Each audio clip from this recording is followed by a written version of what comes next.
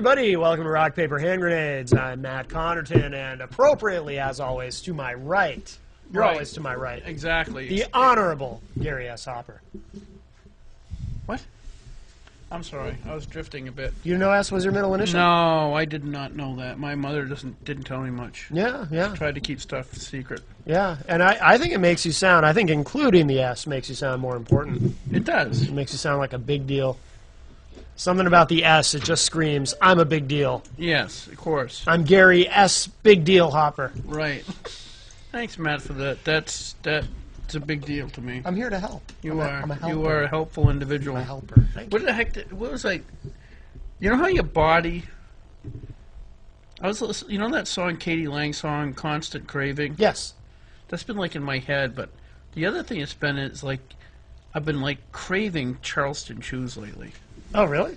Yeah. Huh. I think maybe you know how like your body sometimes knows it needs certain things. Yeah, yeah. I think it needs vanilla and nougat. Really? So Yeah. I get like a vanilla and nougat shortage or something like that. It needs that. You should have the doctor test your levels. Your Of vanilla nougat. and nougat levels might be low. It probably is. You might have a deficiency in vanilla and nougat. I think that's probably what's going on. Would make sense, yeah. Yeah. And today we have Greg Moore, who was chief of staff for the second half of William O'Brien's term as speaker. Oh, we ruined his political career. I know we there, did. William We O'Brien. did. We ruined it. It was on Wednesday we had him on, and then Friday he announces he's bailing out. Another one bites the dust. I know. That's what song's stuck in my head right now, ever since I heard the news. Exactly. Yeah, Yeah. Because we're pretty brutal in this show. You know, it's good. I'm glad to be here, and I got to tell you, it's. I promise you, there's nothing you can do that's more dangerous than serving as the House Chief of Staff. Really? No, that is a 'Cause now job. you're working- That is a job not for the faint of heart. Really? Because now It's for people like you, Gary, that certainly make my life more interesting in that role. Ooh, this is going to be a good show. Interesting. This is going to be a good show, isn't Makes it? it more interesting. I love That's stories. a euphemism for something. I want to hear some good stories. No. I want to hear some interesting stories. Interesting. Oh boy! Oh boy! if only the walls could talk in that place. Yeah? Certainly. But no, I mean, That'd be a lot of. after that job, I took. If you really take yeah. that literally, if the walls could talk, because it'd be crosstalk. depends- The thing is, they get depends all on the. Well, no, you go through the halls, they get all those pictures of Depends on former what governors. what substances you're involved in. Oh yeah, if you had too much vanilla nougat. That's right. Yeah. If you Yeah. clear up that deficiency, the walls might start talking to you, Gary. Yes, So that's probably going to take a lot of nougat to get that going on. more nougat than you can imagine. But anyway, so now you're working for Americans for Prosperity. That's right. I took the job as the state director for Americans for Prosperity, replacing Corey Lewandowski, who was. Is that just because nobody could spell his name? I think so. I think that I was the only guy who could spell his name, and that was really how we had a spelling contest, and the person who won got the job. Right. Nobody could spell his name. So No, so he did a heck of a job getting the chapter up and going, and then he went on to bigger and better things within the organization. He's actually looking over half the country now, and he's my boss. So Yeah. now it's real. Now I really have to say nice things about him. But no, that's a fun job he has, living out of a suitcase. I don't wish that on anyone. But better than under a bridge, maybe. well, suitcase, bridges, Or under a suitcase. Or under a suitcase. under a suitcase, right? Yeah. Unless it's raining. Absolutely. Well, then the bridge is probably a better idea. Nah, true. Yeah. Unless you're actually in the river under the bridge. So you're saying Yeah. Corey Lewandowski's living under a bridge with a suitcase right now? He might be. I haven't seen him. I'll have to call him later. Okay, and I'm find out. just trying to get this clear. I don't want to. He isn't yet, because he hasn't been on the show. Right. Yeah, we haven't ruined his life We yet, haven't so. ruined his It's- career. yeah. Right. This is it. This is a kiss of death. It is. It is. It pretty much is. Yeah, like it's we funny. had a lady that ran. What was the lady that ran for Senate in Manchester? I've forgotten her name. Yeah, she came on once, boom, her career was done. Ross Terrio. Yep. Well, Say there no it is. more. Yeah. Who else do we kill? Um, I think I'm wondering if it's just that if somebody has to lower themselves to the point where they're coming on this show, it's Yeah. like the way out. Like you know how like famous actors would all of a sudden come on and they're doing commercials for for Ben Gay or something like that, you Yeah. know, they're done. Yeah. You know, it's the Let's say same. jump the shark. I think that's Yeah. the term. Is Is jumping that the shark. Jumping the shark, Yeah. yeah. It's when they just from jump, Fonzie, jump the shark, and Happy Days, and that's the official end of the that's whole, it. and so straight downhill from there. exactly. That's Yeah. kind of this is the shark jumping Yeah. board. This is a show you come on when the sharks coming along and you get the surfboard. Right, Yeah. exactly. Yeah. This is it. This is the Maybe that's last a new graphic idea behind you. Ooh, For a yeah. show. jumping. Yeah, Yeah. Fonzie jumping the shark, right? Yeah. exactly. That's a good idea. I think you got to work That's on why that. That's why he gets The big bucks. because for big bucks. Yeah. But his beats $100 a year, right? Yeah. Now, so how did you start in this? Because I know basically I got to know you when you were working with Bill, and then you became chief of staff. But I don't know were you a state rep at some point? Are you that ridiculous? Oh or- no, absolutely not. So Crazy you're enough, smarter than the rest of us? crazy enough to do that. No, as far as working in state government, I started working at the Department of Health and Human Services as Director of Public Affairs and Government Relations under John Stephen. Okay. And he was commissioner over there Yeah. for 4 years. And certainly learned a lot about state government, a lot of stuff that perhaps I wish I could try to forget these days, but it's unfortunately just scarred into my brain. Right. That's maybe start drinking more. Lose That some of helps. It helps. I heard Kill that it. helps a lot. Yeah, Actually. it's good for you too. That's Yeah, right. people If you, don't it's realize almost how it almost works as well It's as funny. concussions. It's funny because we actually had some PTSD programming anyway, but you could use it coming out of there. But no, it's interesting working in state government. There's no question that it's very different from almost all the other states in the country and how our government's set up and run. But it's in a good way because we have people who are committed. You don't just on a whim decide, you know what, I'm going to go and run for state rep and show up 3 days a week for $100 a year for six months out of the year. You do if you're mentally ill. Well, I think we do have some of those up there as well. So, and I think Gary will tell you you've met some of them. But that's by and large I the don't people. know exactly how we met that. Yeah. Yeah, that was kind of. Well, Go ahead. present company excluded. Oh, okay. So no, it's an interesting group up there, and I always liked it because you don't have the layers and layers of staff. You don't have the massive bureaucracies in the legislative branch. If a person wants to talk to the legislator, just pick up the phone. Yeah. Who wants to come into the state house? There's no metal detectors. There's no receiving line at the governor's office. Just go in and ask you if you go. The governor's there. Maybe she'll meet you. Who knows? Yeah. John Lynch would do that. He'd just come out and talk to people. Showed up in his office. Really? Yeah. He was actually pretty wonderful with. I was up there for when a couple of the grandchildren went up to visit. He's just wonderful with the kids and stuff. Lynch was a very good politician. He was a great hands-on political guy, and I don't know that you can get that in most other states. If you go down to Massachusetts, get to the 3 layers of security to get in the door, Right. and then you go up, and then there's the governor's office, which you have to get to the governor's reception area, the governor's antechamber, to the governor's security staff.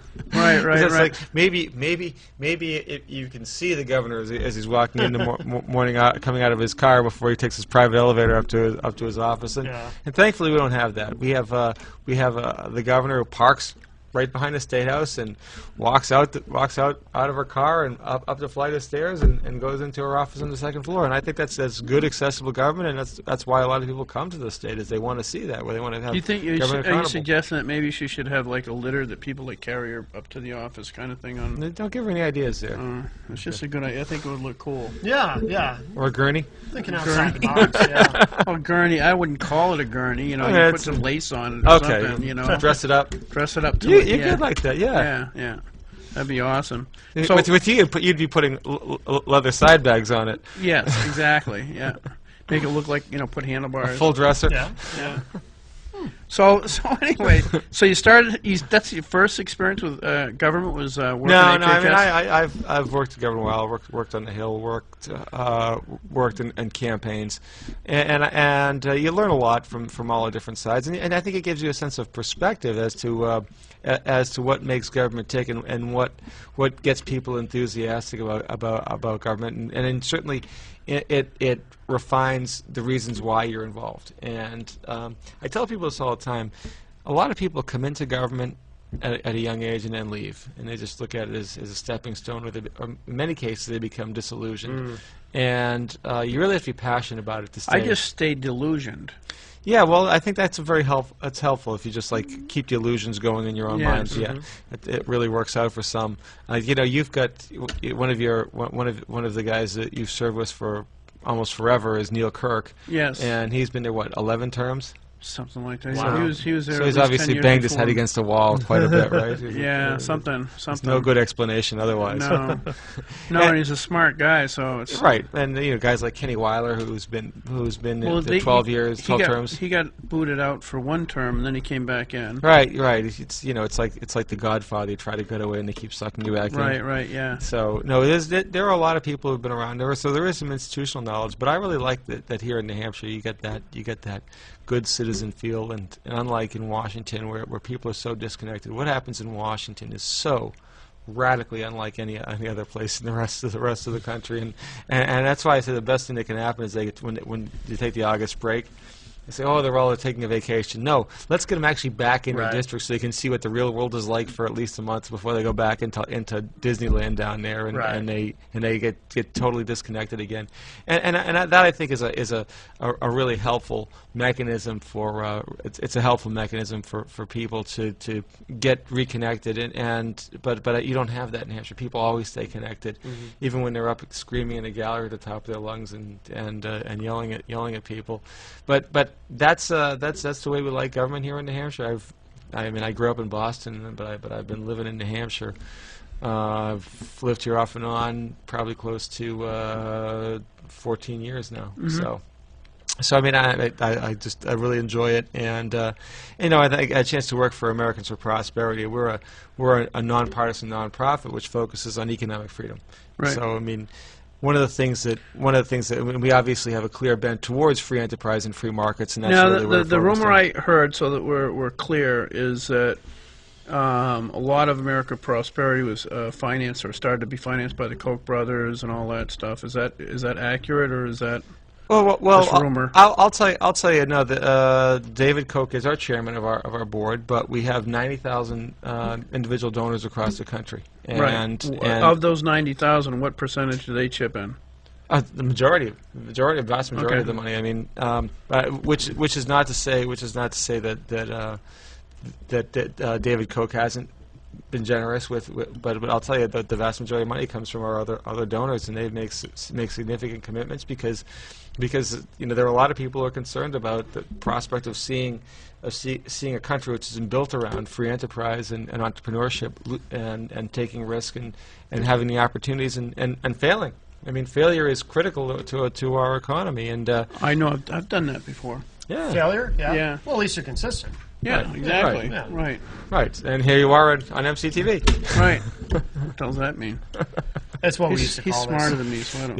Yeah, it used to be MCTV. Now it's MPTS. MPTS. But it's all letters. Oh, wow. Whoa! Snacks. I've received snacks. For those of you who at home who don't know, it's actually in my contract that I get snacks. What'd you get? It's Charleston Chews. Charleston Chews. Oh, these are for you. These are for you. Wow. See, I just assumed because someone was bringing me snacks, but those are for your deficiency, for your nougat. You need my nougat deficiency. Oh, look at that squared away. That is awesome. Yeah. I mean, I don't take bribes. Oh, yeah, I do. Never That's mind. not lasagna. Less than $25. There's no way that costs more than $25, Gary. You're good to go. It depends on who bought it. They might have extra nougat. Right, if the federal government bought it. It would be worth thousands. Potentially, that's right. Okay, so anyway, go back. But AFP really gets it's pretty clear that there's a lot of issues we don't focus on, and we try to tell people that because a lot of people sort of want us to be sort of a full service organization. We're not. Our board has a pretty strong belief that you've got to if you try to do everything well, you end up doing nothing well. Right. I know a lot of organizations get caught up in. It's like right now the State Employees Union, the SEA. Mm-hmm. They're supposed to be focusing on the working conditions and salary and things like that are directly relevant to the employees, but they're getting involved in anti-gun stuff. They're getting involved in gay rights and everything else, which is and so it's slowly but surely the organization is starting and to you end up frayed at the seams because they're lost undermining their focus. your own focus and your central critical issues as what's part of your core. So I understand and agree with that. And so, I mean, we don't get involved, for example, in criminal justice. We don't get involved in foreign policy. We don't get involved in Second Amendment. We don't get involved in defense or a whole host of issues. We just don't get involved in it. If it doesn't involve economics, economic freedom, prosperity, so we don't do it. But we think that makes us stronger about talking the issues we do focus on and not getting engaged in a lot of those social issues as well that sort of do what you're talking about, which is pull you off your central message. And that central message is something that we believe is critical because I'll tell you, if you look at there's a group called the Fraser Institute, which ranks globally where we are from an economic perspective in terms of economic freedom. And the United States had been slowly creeping up in the rankings, and in the year 2000, the U.S. is ranked number 3 globally, behind only Hong Kong and Singapore. And those What do you mean three? in terms of economic freedom. Okay. Number 3, globally ranked number 3 in terms of I economic thought freedom. there'd be some third world countries that'd be amazingly economically free, but No, corrupt. well, strangely, no. Third world countries tend not to be, but Singapore and Hong Kong were ahead of us. But they're really city states. They're not real countries. So as far as a true economy, So you the could U.S. come is number 1. public television and tell people that in Taiwan that they're not a country. No, I didn't say Taiwan. Hong Kong. You said Hong Kong. Hong Kong. Oh, and Singapore. Okay. There goes our Hong Kong viewership. That's No. right. Sounds- Cratered. So, but It's a key demographic. It is. Yeah, it is. yeah. Right. So we were really, as far as a full thriving economy, we're number 1 in the world in the year 2000, and we've slipped. By 2009, we'd fallen down to number 10, behind countries like Canada, the UK, Australia, New Zealand, Switzerland. So if somebody Chile. wants to start a business, they're better going to Switzerland, Canada, or Australia. Absolutely, but here's the scary part: is that as they're about to re-rank them in the anticipated rankings, we have fallen down to 17, right, number 17 globally, and that's we would have between been we would have been 18, Gary, except for this little country in the Mediterranean called Cyprus, basically imploded, and so thanks to Cyprus imploding, and by falling to 17, we're behind countries like Denmark and Finland, not countries that we normally associate with a lot of. What about economic freedom. France? We're still ahead of France, so you get that. All right. Nice. All Hey! right. Woo! So, but Take that, France, and we. so the message we're trying to Merci send. your beaucoup. Exactly. You know what I'm saying? Oui. There goes the Goffstown contingent. Oh yeah, that's right. Oh, Oh, shoot. So Yeah, but no, that was The European West Side? French. Oh, yes, we didn't just you Quebec. stipulate. Let's stipulate. We're to not that. talking about Montrebec. We will let's stipulate to that Yeah, right here. okay. But so that's a case where we think it's critical, and Americans for Prosperity was founded in 2004 as we started to see that slippage take place. And Now, what do you attribute that? Well- Because that's like it's a That's nosedive. taking a Oh, it's really nosedive. it's really 4 things. First of all, it's important to have property rights. In other words, what's yours is yours and not somebody else's. You really can't be economically free if you can't know that the stuff that's yours is yours. You Right. can't say it's my iPhone and somebody just walk along and take it from you and say there's no repercussions for that. Well, then you're not really economically free if you don't have anything. right. If you can't earn something And keep it. and work for it and keep it, then you're not. Right. I mean, that's one of the fundamental principles. That's I don't know if you remember, but that was one of my. I was part of the group that tried to take Souter's house after the Kelo Right. decision. Absolutely. And it's the same thing. If you Right. don't have that right to earn your property and build a house or do whatever you want to do, and hold on to it after you've paid for it, then you're up the Absolutely. creek. So There's no sense so in working. You might property as well- rights is critical. Free trade is critical. Having a sound monetary policy is critical. And probably most importantly is making sure that the size of government is small relative to the size of your private sector economy. Right. And we've seen some erosions in our property rights, as you Yeah. mentioned. We've seen certainly erosions in the size of your government relative to the private economy. we haven't seen any particular motion in the last few years in free trade. And then, well, I don't need to talk about what's going on with monetary policy. So I mean, on all four of the primary indicators, we're seeing the U.S. slipping relative to the rest of the world. And it's not just, even if we just stood still, we would fall. Because the rest of the world, there are countries out there that say, hey, wait a second, I have an idea. Let's try to make our economy more economically free. And if you don't keep up with them, you're going to fall behind. And now,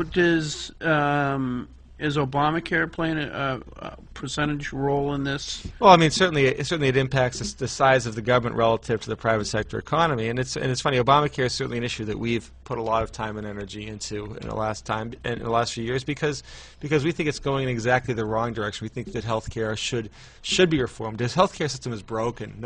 I don't think anyone would argue that the healthcare system was in great shape going into the 2008 elections, and everyone, all sides were saying. A lot of people with health insurance think it's in great shape. The people with health insurance like the care they're getting. Exactly. That's absolutely. But even they know it's too expensive. Right. Because it impacts their wages. Because whether it comes out of your paycheck directly or indirectly, meaning your employer has to pay it, they could have paid you higher wages, but those wages they would have paid you now have to go to pay for the increase in the health insurance. Yeah. And so the healthcare system was fundamentally flawed. It needed to be fixed, and there was a fork in the road. You could either go more towards a government-based healthcare or more to a free market-based healthcare.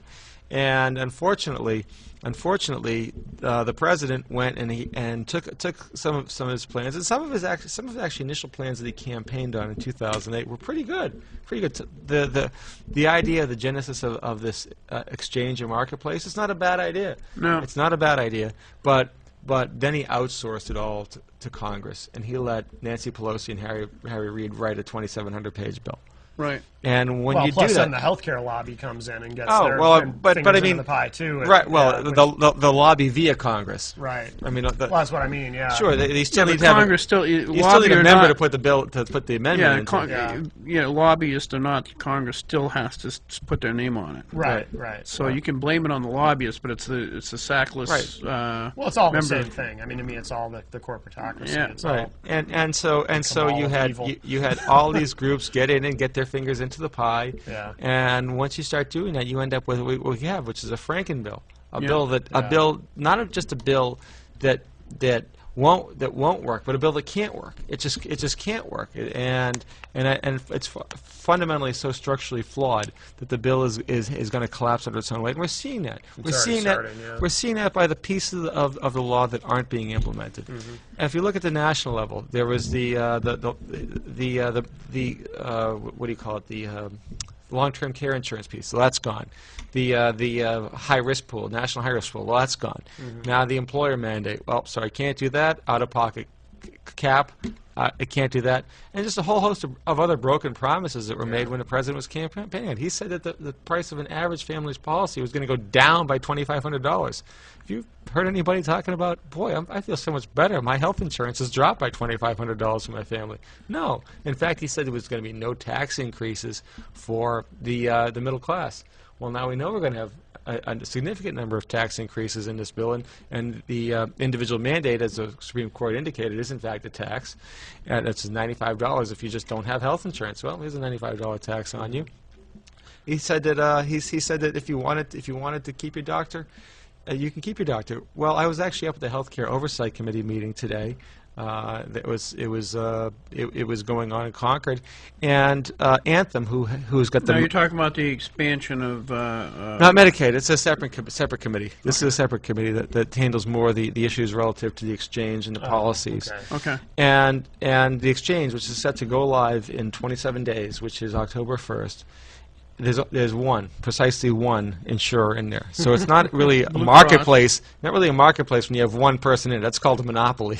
And so there's a monopoly.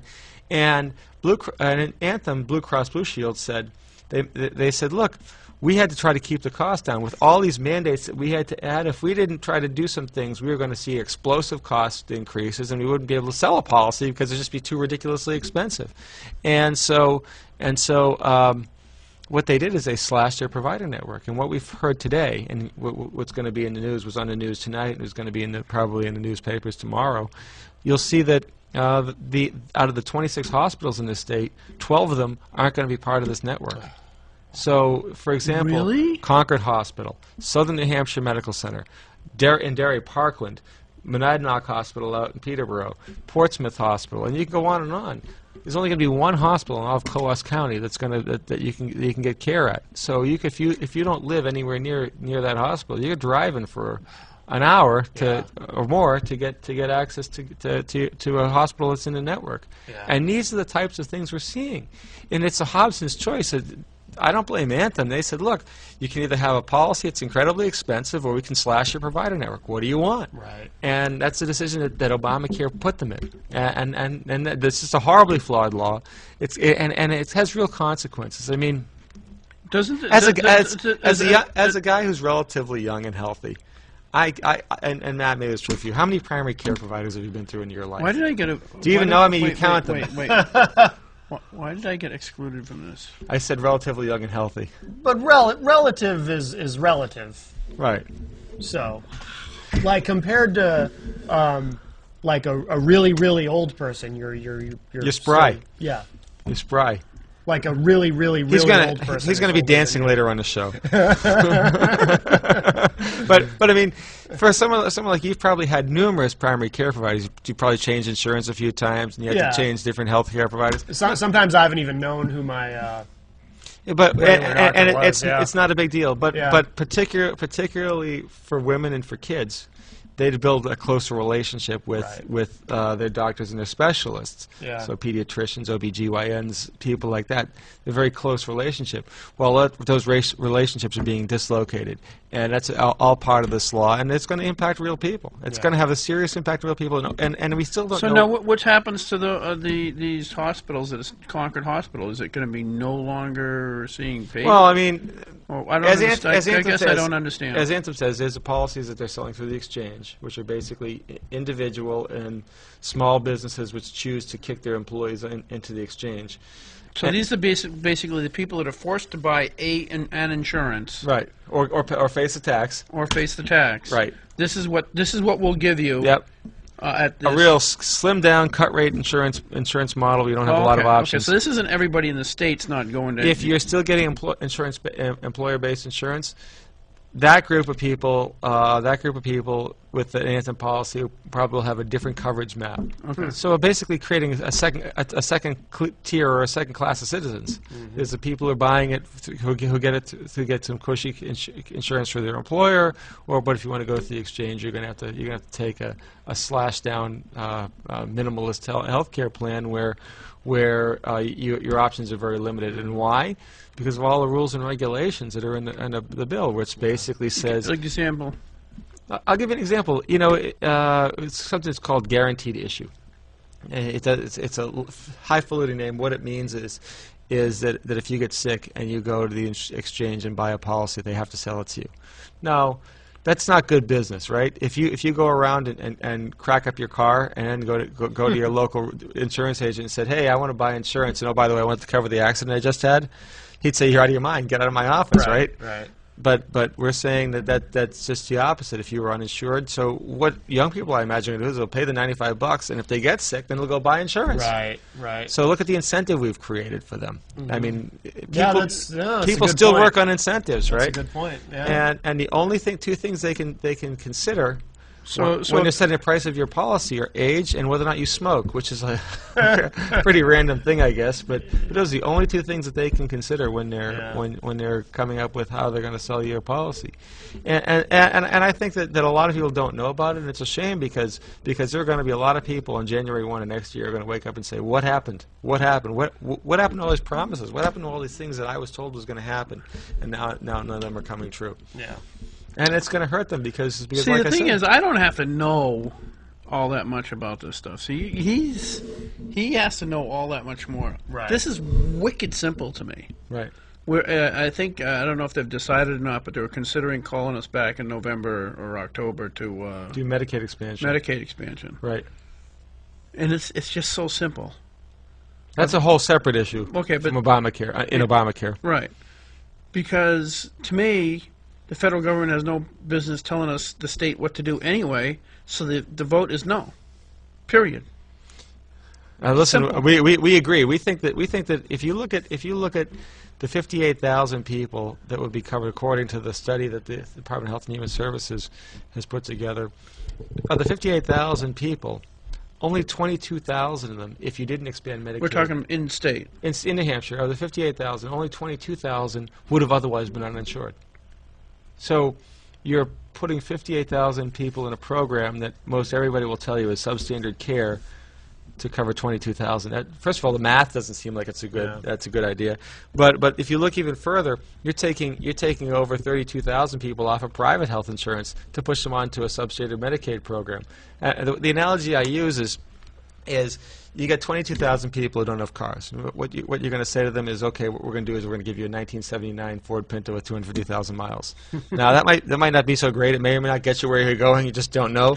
But if you didn't have a car, you probably say, well, this is probably pretty good. Right. The problem is you're taking 32,000 people who have late model Honda Civics. So we're taking your Civic away and you're giving you a 1979 Ford Pinto with 250,000 miles too.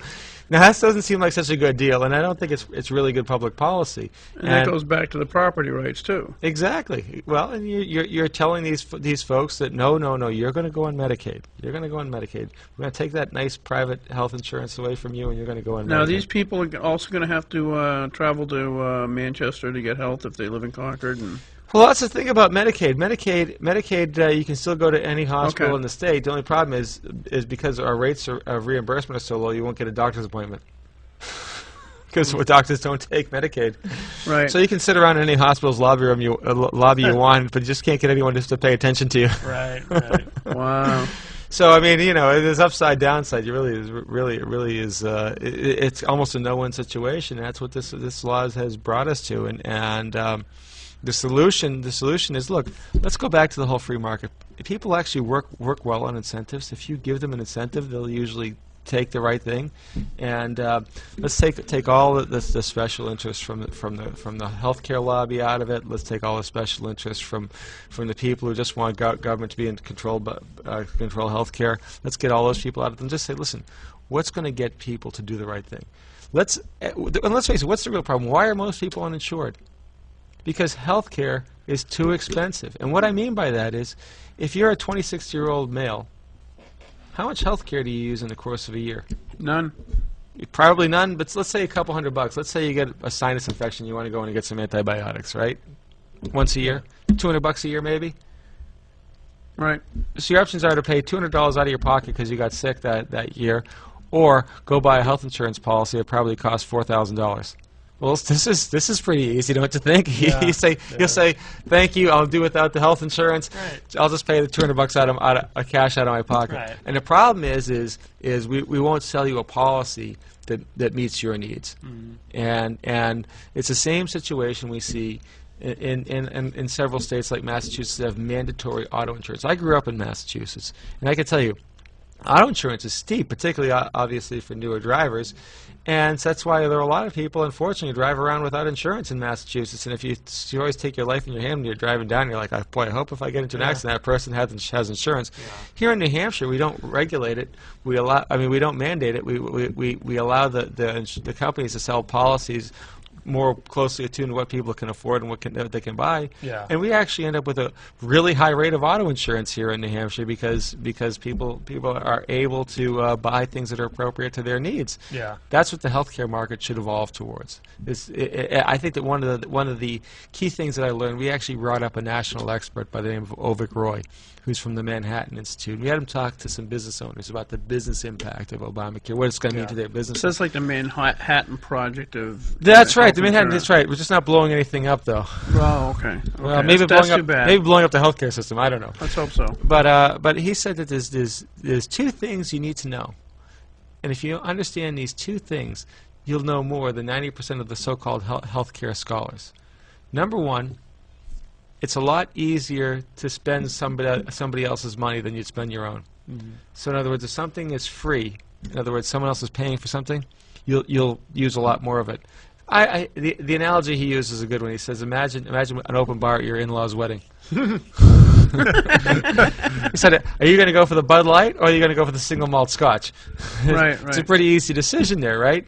And so if you make health care or health insurance free, people will use a lot more than they would otherwise. Oh, I got a hangnail. I don't really feel like dealing with it. I'm just going to go to the emergency room. Right. Well, a rational person who actually had to pay a bill that somewhat reflected that cost would say, "This is crazy. You know, I'll take care of it myself, or I'll go to a clinic or something like that." The other big issue that, as he points out, is the fact that don't treat health care and health insurance any differently than you treat anything else. The laws of economics apply to health care just like they do everywhere else in the world. And he said, if you understand those two basic things, you'll understand more than most people do about health I think health a insurance. lot of the thing, though, is healthcare. a lot of it's fixed. I mean, like for instance, it seems to me anyway that the in particular the drug companies have like lobbyists have an absolute and part of hold on Congress. It's what they. I'm going to give it some more fancy verbiage. It's called the third-party payment system, and what that means is there's a disconnect between the person actually buying the products and the price. Right. There's somebody else, there's an intermediary who's dealing with all that stuff. If drug companies had to sell directly to the people who were buying it, yeah, a lot of people would say, "Hey, listen, I don't want your newest, latest, and greatest. Give me the old thing over there that worked fine. Worked fine, and I don't need the newfangled one." You know what happened? Almost immediately, you'd see drug prices come crashing down. Yeah. Almost Well, immediately. it's the same thing. Not only that, but I mean, there are other pieces. It's the same thing. Give them some protections in terms of liability. Give them some protections as far as easing the FDA approval process. You know, let the market work. Right. If we found a new cancer drug, and I was dying of cancer, and I knew I had 3 years to live, I don't want to wait for a 3-year FDA approval process. Give me the darn drug, right? Let me try it. Right. What do I have to lose, right? Well, it's like anything else. If you had mechanical insurance on your car, Right. how often will you necessarily change your oil? Probably all the time. No. Who cares? Who That's cares? 7 second delay on this, right? Yeah, I hope so. I think it's 5. Okay. I mean, who cares whether you change your oil because you just get a new engine, Right. Oh, right? You're right. You know, right. it'd be like it's a Oh, hassle. well, I was thinking that if the mechanical, if you had mechanical insurance insurance picked up the tab for the change in the oil, you'd probably change it every 2 weeks. Oh, okay. Yeah, well, either way, you wouldn't. You know, some people wouldn't care, some Right. people would, but Right. basically, So open bar theory. if you didn't have to pay for it out of pocket directly, you just do whatever. He says, this guy go to the mechanic says, you know, I can put in a 6-cylinder in this. Right. What do your insurance pay for, right? Right, yeah. So the thing is because people are so disconnected, people don't. I know my son. We're trying to. He didn't have insurance. We're trying to call around to see how much something cost. They wouldn't tell you. Called Concord, called Elliott, called CM. Nope. They will not tell you even close to how much it's going to cost for anything. They want you to be ignorant. Come in and they'll give you the bill after it's done. Yeah, and I think that's the problem with the entire healthcare system, And that's including the medication. And that's is where a people free market would work. The free market would demand that you showed us, give me a price up front. Transparency. Transparency. Let me see how much everything is going to cost so I can actually do some shopping. Right. Because there's no way. I mean, I'll tell you, when I was working at the Department of Health and Human Services, the department I was working for was a fellow by the name of John Stephen, and John. John's a good guy. Yeah, John would actually look through the claims, what Medicaid was paying for procedures, and he was saying, tonsillectomy over at the Bedford Ambulatory Surgical Care Center is $500. That same tonsillectomy with the same quality and same results up at the Dartmouth Hitchcock Center up in Hanover is going for $4,000. And he had this crazy idea. He said, "Listen, why don't I do this? Why don't I tell all Medicaid patients, we're going to bid out these services. It's going to be within a certain geographical region. You're going to have to travel. You might have to travel a little bit, but we're going to do that. And let the lowest, let the best price, as long as they can meet quality indicators, let the person with the lowest price get the business. Yeah. And you wouldn't imagine how much pushback the hospitals gave to the idea of actually having to bid for these services. Yeah. Well, the other way you could do it is if you required transparency. Okay, require transparency for a procedure, minus complications. And a person gets a kickback, right? If it's under a certain, in other words, if right. let's say the tonsillectomy. There's actually a company based in here in New Hampshire called Compass, and what it does is it works with health insurers, and they give a website. They give a website that actually lists the prices. And if you were going to go one place, and if you're willing to go travel to another place that will get a better price, they'll send the employee a check. So they'll give you $100 if you're just willing to go to another location. And I think it's a brilliant idea. But again, the problem is you go to your doctor. Your doctor knows all about health care. You assume that your doctor is going to do what's in your best interest. The doctor says go to this hospital because they have a business relationship with that hospital. And so you say, okay, if that's where you want me to go, I'll go. My grandson, and I'm not going to get into specific hospitals because I don't want to go there, but he went to one of the local hospitals, and all he had was a broken elbow or arm, I forget which. Okay, they had to put pins in it. It's easy for you to say all he had was a broken arm. Yeah, it didn't hurt me at all. So, okay. It's minor surgery, a surgery happens to somebody else.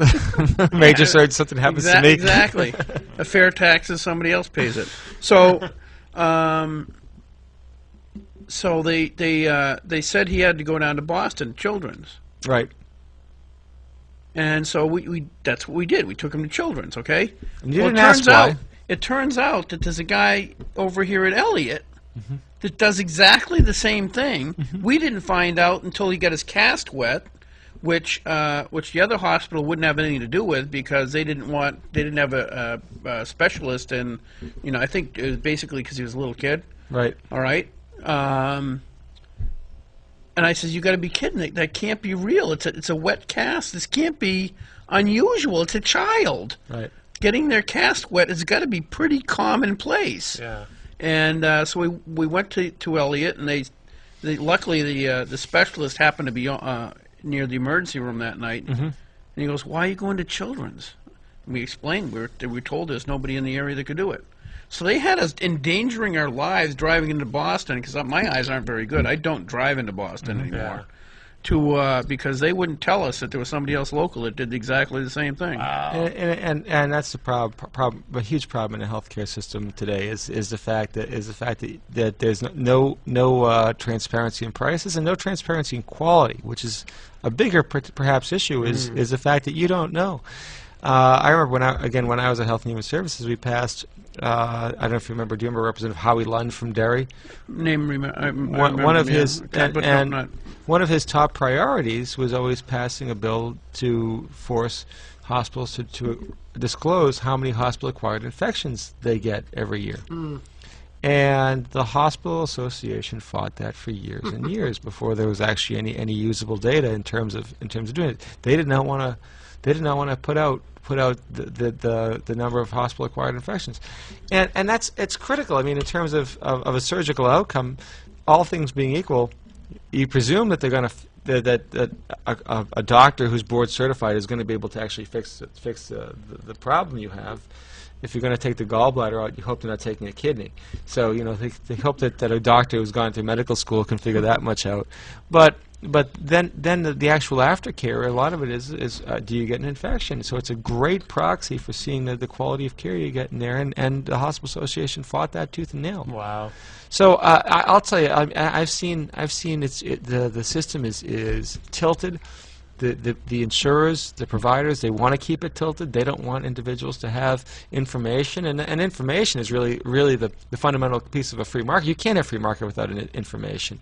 You can talk about property rights, and that's critical, but if you don't know what's going on, and the way people are actually able to make big money in any marketplace is if what they call an asymmetry of information. One person knows more than the other person, right? And the two of them have to do business together, and one person's buying something basically blind and not knowing all the details about what they're buying, and it's like the whole used car He's making phenomenon. fun of my eyesight, isn't he? He is, yeah. Right. He's like the guy who came on and bullied us. Yes. Remember that? Yeah. There's a Same lot of thing. bullying going on here. No, I noticed. I moved up here in the '80s. Okay, and I don't think the population of New Hampshire is gone up that significantly. I don't know what it is, but it's not. It wasn't a huge spike of people coming to New Hampshire. And I'll tell you, without exception, I don't know of any exception, the hospitals that were here in 1980 and the hospitals that are here now got to be at least three times larger. Okay, every time I go to a hospital, they're putting on new wings, new things. I think in the last, they have invested the last 7 years or millions something, like and $750 million millions worth of dollars construction. into hospital construction. Right. They don't do that unless they're making some sort of money. Yeah. They also have in New Hampshire, unfortunately, they have this program that's designed to keep out competition. It's basically Fran Windelbo was telling me the advantages of that. The Certificate of Need Board. Right, which is bull. And the Certificate of Need Board is basically like a referee to tell you whether or not you can actually build something here. If someone wanted to come in and open a clinic, and if you look at a lot of other states, you go to the particularly in the South, the pharmacies actually have a 1-minute clinic. So they'll have like an advanced registered nurse practitioner or somebody on duty. Yeah. And people just walk right in. I've heard of this. And it's particularly used for those who don't have insurance to make cash. We're going to pay cash for a problem they have, like that person with a sinus infection who's going to go and just wants to get diagnosed as having a sinus infection and go on and get their antibiotics. And how hard would that be to get through? Well, again, the way they would be set up, they would have to go through a certificate of need process. And the hospitals would fight it tooth and nail because they don't want the competition. Because the competition would force them to bring their prices down. Exactly. So that sounds like a good bill. Can you get that written up? I'd sponsor it. The bill actually, Representative Mary Linda Garcia got the bill through, but it set an end date in 2015. And then in the budget, the House demanded, your colleagues demanded that get pushed off to 2017. And I'm sure in the next budget they'll try to push it out to 2019. So we have to make sure that doesn't continually get pushed off, because it's set to go out of business. The Civic Need Board is set to go out of business in 2017. And it'd be a better idea if you just said do it tomorrow. But just get rid of them altogether. Yeah, just get rid of them. Then you can do whatever you want. Absolutely. You just let the free market come along and set the prices. There's a crazy belief among some of the people who support this thing, and unfortunately some really otherwise rational people, like Neil Kirk, your former seatmate. Why is he former? Did somebody kill him? Oh, geez, I hadn't No. You're right. It's because he'd been on the show. That's right. That's right. I had him on with Claire Ebel. Oh, okay. Well, that must have been a good show. Yeah, it was actually a really good show. I'm sure it was. But he's a huge proponent of it. He has this crazy idea that if you allow all these other places to build, that price will have to be priced into their charges and he makes the assumption that somehow these aren't profitable businesses, and I said, and like you said, if these aren't profitable businesses, why do they keep putting up new buildings? Exactly. I mean, the whole idea is insane. If Apple Computer is building new buildings, it's probably not because they're losing money. Right. Yeah, if they start to sell buildings, then you say, okay, wait a second. Exactly. When you start to see some of these hospitals say, "Ooh, we got to start selling off some buildings," we say, "Okay, maybe." Right. You guys are losing money, but even when we had significant reductions in hospital payments in the recent few years, they're still building. Okay, now we're going to run out of time. We only got 5 minutes left, but I do want to address one thing that I thought you guys did last election that was less than productive, and it was when Corey Lewandowski was in charge. They targeted specific Republicans, and I'm specifically referring to Russ Day in Goffstown, and because he was not conservative enough. And don't you think it's slightly counterproductive to attack somebody like Russ Day, who's not with you some of the time, and end up with, now we have a Democrat in that seat? Well, I mean, are you gonna this next election? Are you gonna do the same kind of thing? The first thing I would tell you is we're not a PAC, so we don't engage in electioneering activities. We only do issue advocacy.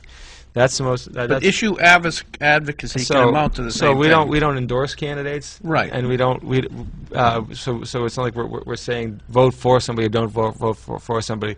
We're simply letting people know what their records are. Exactly, but that can be done quite creatively. Well, if you don't think there should be accountability among I'm not saying that.